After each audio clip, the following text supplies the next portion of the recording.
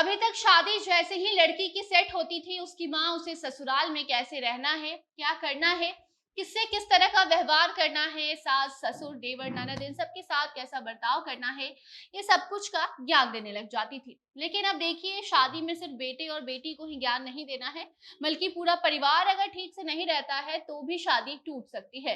शादी टूटने के कई कारण आज तक आपने सुने होंगे, लेकिन आज आपको हम बताएंगे कि किस तरीके से एक शादी इस वजह से टूट गई है क्योंकि सास नशे में धुत होकर बेटी की शादी में इतना ज्यादा डांस कर रही थी और सिगरेट पी रही थी कि दूल्हे राजा पहले ही डर गए और शादी से साफ इनकार कर दिया। पूरा माजरा आपको बताएंगे। अब नमस्कार, स्वागत है आपका हमारे स्पेशल सेगमेंट अजब गजब में और मैं आपके साथ वंदना पांडे। शादी टूट जाएगी, इसी कारण दूल्हे और दुल्हन को शादी सेट होने से लेकर शादी हो जाने तक एकदम ठीक से रहने को कहा जाता है। न ज्यादा बाहर जाने को कहा जाता है, दोस्तों के साथ घूमने फिरने इन सब पर रोक लगा दी जाती है। कई बार तो ऐसा होता है कि लड़कियों को घर से बाहर भी नहीं निकलने दिया जाता है, सिर्फ और सिर्फ इस कारण कि कहीं लड़के वाले को कुछ पसंद नहीं आया और शादी टूट गई तो भला क्या होगा। खैर, ये सब तो जगह जगह पर निर्भर करता है, मगर फिर भी चाहे कोई भी शादी हो, शादी सेट होते ही लड़के और लड़की दोनों को घर वाले समझाने में लग जाते हैं कि शादी के बाद क्या कुछ बदलाव होते हैं, शादी के बाद कौन कौन सी जिम्मेदारियां आएंगी, कैसे उन जिम्मेदारियों को संभालना है और कैसे दो परिवार को एक साथ लेकर चलना है। लेकिन अब देखिए, सिर्फ लड़के और लड़की को समझाने से कुछ नहीं होगा। लड़का लड़की लाख अच्छा हो, लेकिन अगर परिवार वालों ने भी कुछ कर दिया तो शादी टूट सकती है। और ऐसा हम इसीलिए कह रहे हैं क्योंकि उत्तर प्रदेश में इस वजह से शादी टूट गई है क्योंकि होने वाली जो सास है वो नशे में धुत होकर नाच रही थी। हाथ में सिगरेट लेकर वो भूल चुकी थी कि वो कहाँ मौजूद है और वहां उसकी बेटी की शादी हो रही है। बाराती भी आए हैं और उसकी हरकत से लोगों को कितनी परेशानी होगी ये सोचे बिना वो महिला अपने में मग्न थी और दूसरी तरफ बेटी की शादी जो है वो टूट गई। उत्तर प्रदेश के संभल जिले के रजपुरा क्षेत्र के एक गांव की ये खबर है जहां बारात आई हुई थी। दूल्हे के शादी से इनकार करने के बाद सारी तैयारियां जो थी वो धरी की धरी रह गई और कारण थी लड़की की मां। दूल्हे द्वारा शादी तोड़ने के बाद लड़की पक्ष जो थे वो वापस लौट गए, यानी कि शादी नहीं हुई और दूल्हा भी अपने घर को चला गया।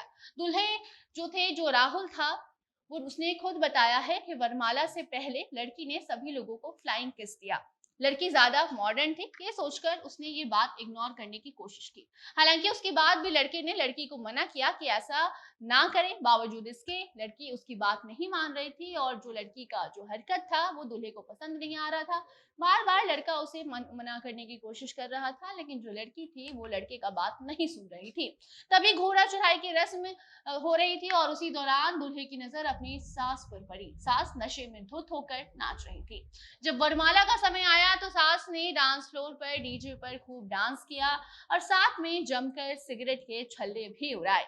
और ये नजारा देख अब लड़का शादी से पीछे हट गया। वो कहता है कि हम ये शादी नहीं कर सकते हैं। सास की इन हरकतों के कारण उसने शादी से इनकार कर दिया है और शादी टूट गई है। हालांकि दूल्हे को दुल्हन पक्ष के लोगों ने काफी समझाने की कोशिश की कि शादी कर लो, दूल्हे की मां ने ऐसा किया है, दुल्हन तो ऐसी रही है, लेकिन उसके बाद भी दूल्हे का कहना था कि दुल्हन की भी जो हरकत है वो भी इसके साथ कंफर्टेबल नहीं है और यही वजह है कि वो शादी नहीं कर सकता है।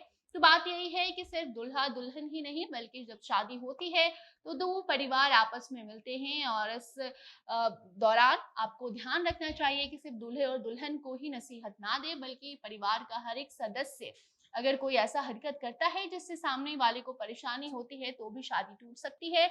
और इसका साफ उदाहरण ये उत्तर प्रदेश से आया हुआ मामला है जहां नशे में धुत सास ये भूल गई थी कि उसकी बेटी की शादी हो रही है और ये सब कुछ वो दामाद देख रहा था और उसने शादी से इनकार कर दिया है। बहुत मनाने की कोशिश की गई, लेकिन शादी नहीं हो पाई और अब ये मामला जब थाने में पहुंचा तो पुलिस का भी कहना है कि हम देख रहे हैं कि मामला क्या है, लेकिन जो भी बातें पुलिस को बताई गई वो सुनकर पुलिस भी कहती है कि अच्छा हुआ कि शादी टूट गई, ये उनका पारिवारिक मामला है, हम कुछ नहीं कह सकते हैं। बाकी अब आप ऐसे मामलों को लेकर क्या कुछ कहना चाहते हैं कमेंट सेक्शन में जरूर बताइए। वीडियो को शेयर कीजिए और बाकी खबरों के लिए बने रहे जनता जंक्शन के साथ।